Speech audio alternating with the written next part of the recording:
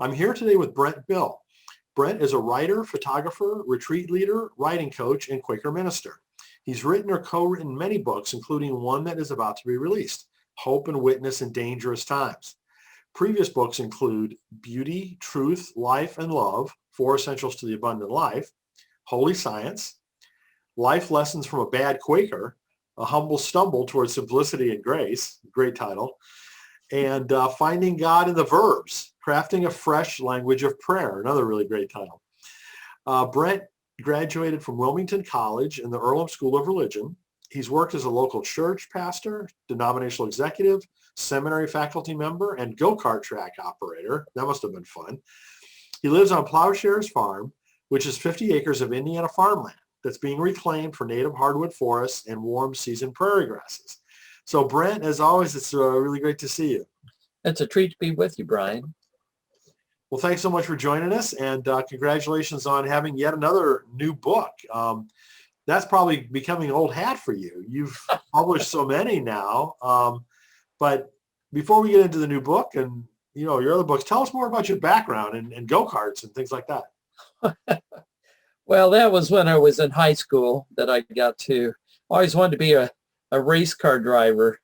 So as close as I could get in Columbus, Ohio as a kid was to help manage a go-kart track. So I did that for a couple summers, and then I've always owned a British sports car, an MG in 1955 that I still have. Wow. And then when I turned 60, 10 years ago, my kids got me a ride and drive at the Indianapolis 500 Motor Speedway. So I got to drive an Indy car at about 120 miles an hour around the track, about 3 laps. And then they took me for a ride in one of the 2-seaters that goes 180 behind a driver named Philippe Giafone. And that was quite the experience, much different than sitting on a little go-kart like I used to do. Yes. Oh my goodness. Well, I know I've been in person to the Indianapolis 500 myself. We used to live in Indianapolis many years ago, and it's just an amazing experience to see how fast those cars go.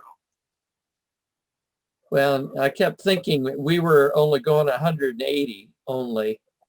In the race this year, they were qualifying at 230 plus. Yeah.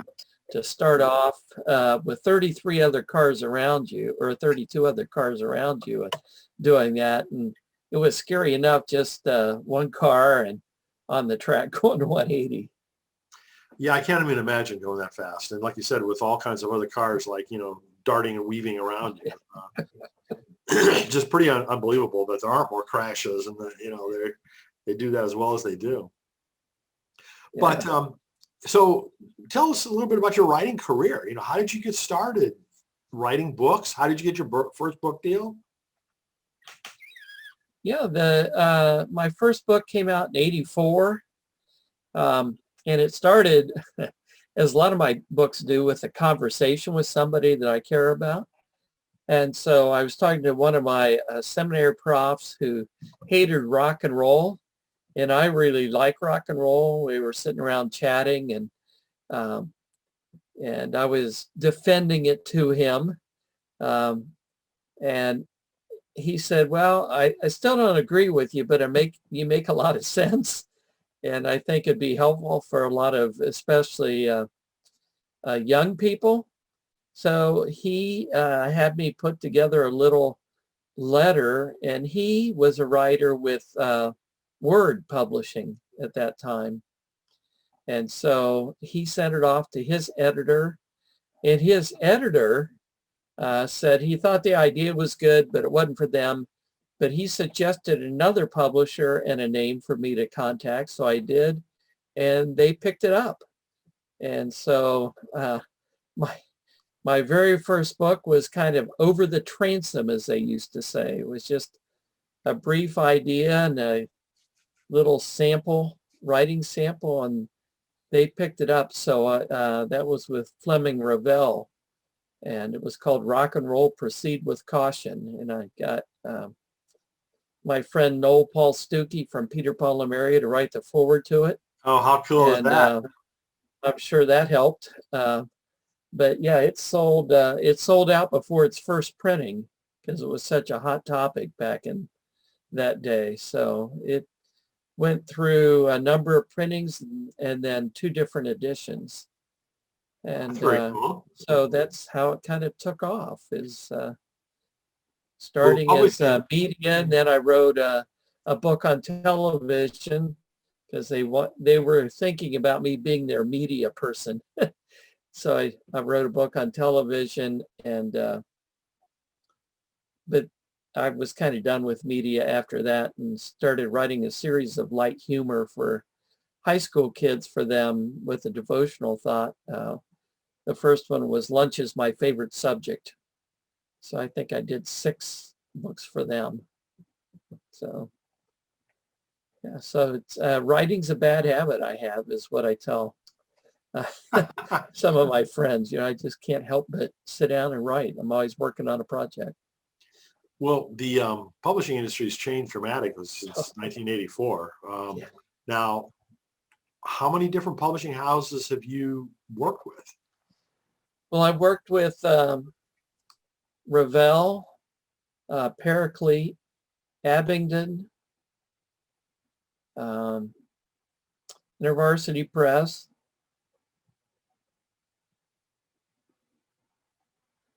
and a couple small Quaker presses just for fun books for the Quaker audience, which, since I'm a Quaker minister, they're always saying, would you write a book for us? So I've done that. And right now I'm working on a proposal for Fortress with Lil Copan. Oh, good, good. Yeah. Well, I'm sure that'll be Lil good. has edited a number of my books. When she was at Paraclete, she did 3. She also acquired the Life Lessons for a Bad Quaker. Oh, and I also wrote for Erdman's. And then we got the rights to do Holy Silence, a new edition for Erdman's. And so Lil was the lead on that project. So Lil and I have collaborated on a number of writing efforts over Well, the she's years. just excellent. And she's collaborated with lots Yeah.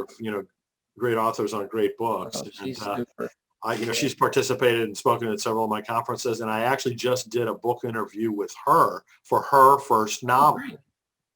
Yeah, Yes. I have it right here. Yes. Little Hours. Yeah. So that's really great to hear that you guys have worked together so much. Yeah. So the latest book, Hope and Witness in Mhm. Dangerous Times, how did that come about? Well, as I said, a lot of my books come about as conversations or people inviting me to think about a topic. And like Holy Silence began as a conversation with Lil Copan years ago while we were writing to a writing conference. Hope and Witness came about when a group of Quakers out in Northern California asked me to speak on hope and prophetic witness. And so it's something I'd been thinking about, and putting together a workshop allowed me to start gathering thoughts and collecting sources. So I gave it as a workshop for this group in Northern California. Another group in the Midwest asked me to present on it. And I thought, well, I'll bet that would be a good book. And a friend of mine in London, Jennifer Kavanagh, had helped a publisher begin a little series called Quaker Quicks. And it was short books, 20,000 words, to introduce some important facets of Quakerism to folks who want to know more about Quakerism, who aren't Quakers or intending necessarily to become Quakers, but are intrigued by some of what we have to offer. And so I put together a proposal based on the workshop, and to John Hunt Publishing, which Jennifer, she's not on their staff, but she helped them get this program going, and they accepted it. So then it was time to flesh it out into 20,000 words, which was a real challenge in some ways because I'm used to writing 40 or 50,000 words. And so to learn to be really concise, because they have a formula as far as a word length that you have to write to. And so it's really challenging to try and get across what I consider pretty important thoughts in just 20,000 words. I can imagine, especially because you're used to, longer formats. What was it, Mark Twain? I would have written a 2-page letter, but I didn't have time, so I wrote an 11-page letter or something like Right. that. Yeah. Yeah. There is a certain spaciousness that ends to loquaciousness. Well, I've heard the same from many different authors, so I know that you can't take for granted when you're trying to hit a particular word like that. So, what would you say is like the primary theme of the book? Well, the subtitle of the book's Lessons from the Quakers on Blending Faith, Daily Life, and Activism. And I started writing this, I want to make it, I think it's important for people to know that I didn't write it in response to any certain political sort of thing or the pandemic, either one. It seems to me that people of faith have always lived in dangerous times. Um, the Jews can certainly attest to that. Their history has been one that's rather harrowing. And early Christianity and Christians throughout the ages, and depending on geography, have lived in dangerous times. And the early Quakers certainly lived in dangerous times, but the early Quakers seem to have a testimony of blending their daily faith with a social activism, even though they wouldn't have termed it that way at the time, but developing testimonies, as we call them, around peace, equality, simplicity, integrity, all things that sprung out of their daily and community, daily living. And they've been added to over the years, but they've always come out of a deep spiritual grounding. And so I was just at my college's board of trustees last week, Wilmington College, which I'm on the board of trustees now. And we were talking about these testimonies and how Quakers didn't jump into them because of fads. And the college was talking about, we need to be mentioning more that we've been teaching this, the college itself, for 150 years. Our stance on equality is not in response to something new. Same with earth stewardship. And it seems to me that a lot of Christians feel like they want to do some activism or whatever, but don't know how. And there's so many good things that call to us. How do we determine what's ours to do? And so that's part of this too, saying, is your activism rooted in faith? Does it line up with what you feel called to do? And what are some hallmarks that you can look at to say, yeah, this is mine to do, and if I'm on the right path, and to realize that activism doesn't necessarily mean we're all out on the front line, or as Noel Stukey and Peter and Mary used to sing, "Have you been to jail for justice?" Well, for some people, it does mean going to jail for justice. For others of us, that's not our calling. We may be, intense letter writers. We may be lifting those who are on the front lines up in prayer. We may be working actively behind the scenes financially, but still having it rooted in this basis of our daily faith life and consistent with our principles. Well, I think this is a very important topic. I mean, personally speaking, I think a lot of churches haven't been activist enough in many different ways. Our society and our churches many times are so focused on individualism. And I think it's hurt our, collectivism in various ways.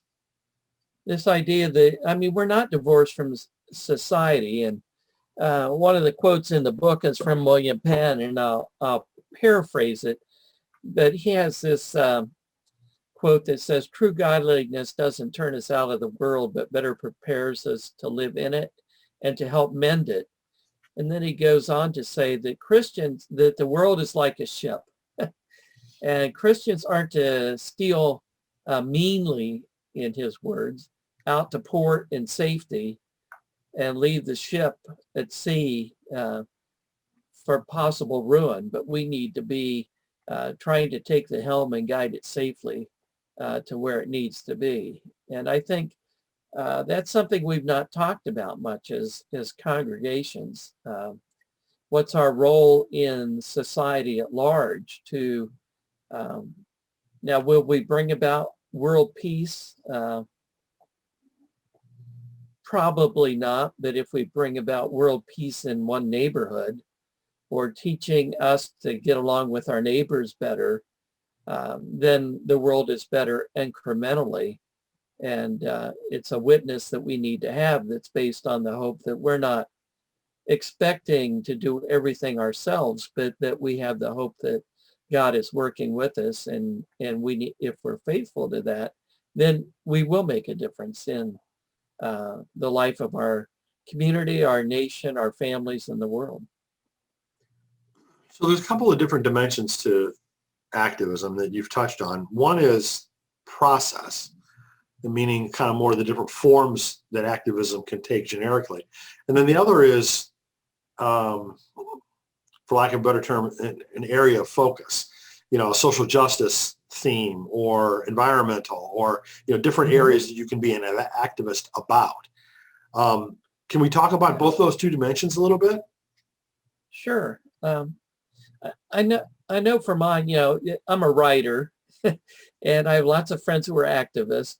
And so they always think I should write more about, their particular issue. And that if I'm not strong enough on it, that I'm somehow don't think it's important. And that's, again, I don't think that that's true. But my own personal call is towards conservation.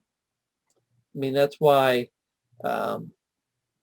when we moved to this plot of land almost 20 years ago, I did not necessarily have that in mind. I had building a house here back nestled against the woods in mind, which I thought would be pleasant. And I did want it to be energy efficient. So it's all built out of recycled timbers from old armament factories, of all things. Wow. The fellow who was our picker outer of the wood and architect was a retired Army colonel, and he knew I was a Quaker, so he got this out of the old Duluth cannon shell factory as kind of a dig at my Quaker pacifism. And I told him that was fine. We would just call it Plowshares Farm. But we did that, so we did that. And but soon after, with this 50 acres, it's like, what are we going to do with this? We're surrounded by production agriculture, and that doesn't feel right to me. And especially we're close to Indianapolis, and so much land is being developed. So we began to work with the DNR, Department of Natural Resources, and the U.S. Ag Department to say, what can we do to help restore the land, and also perhaps filter some of the runoff of farm chemicals from the farms all around us. And so that's become part of my spiritual witness, is conservation. And so that's one that I focus on, even though I support lots of friends in other projects. It's not that I don't care about peace or other equality. I work on those things, but this is my focus and what I feel called to do. Well, that's very cool. And so that kind of brings us back to the whole process question. And, in that unique situation, you've got some process opportunities that you touched on that normally wouldn't be available to people. I mean, just in the form of land ownership and what you do with that land, in this case. Now, but let's talk about other forms of activism that you talk about in your book that can be applied to a variety of different causes. Well, I certainly think community building can be, especially for like congregations. We often find ourselves in congregations where we aren't community churches like we used to be. People aren't walking down the block to get there. And my own is an example that's a little rural building, and most of us drive to get there. But still, we are in a food desert in some ways. We have a lot of kids at the local elementary school who are on breakfast and lunch school meals. And that's their meals year round. And so part of our call as a congregation was that we discerned that fit with who we are, because we have a number of farmers and educators in our congregation. Is it felt like we were called to work with the local community, and in particular the local West Newton Elementary School. And so we began to work with them to see what could we do to really help them. And that didn't require anything except volunteer hours and a clear sense of that this was our leading to do it, that was consistent with who we are. And I think that that's part of the question about, what kind of activism to be involved in and how to be involved, is to be clear on what's consistent with who you are, either individually or as a congregation. My congregation itself is not that involved with conservation efforts, but they applaud my efforts. And we have other people in our congregation are very involved as part of the peace testimony in working to control illegal handguns and try and limit the accessibility of handguns to try and bring about peace.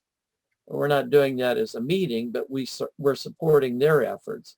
But together we're doing this one, and we're all over the political spectrum. So it's not a political thing. It is, there's a need in our community. We can meet that, and it aligns with our principles. Wonderful. Wonderful. I think that's a good framework to think of this in.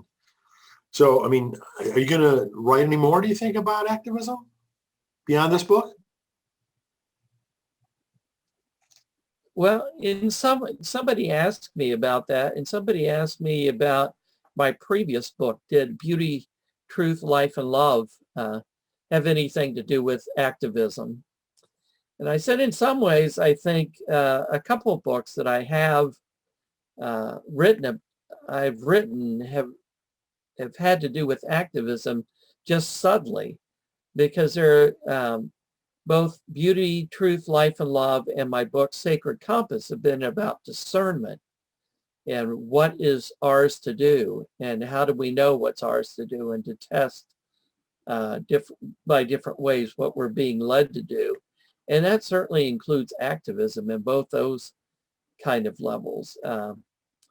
This book is just more explicitly about activism and how it intersects with our daily faith, that our activism isn't about merely do-goodism, but is rooted in as I call it, be-goodism. We try and deepen our spiritual lives. We're certainly called to realize the injustices in this world, or the inequities, however you want to frame them, that we should do something about in God's name.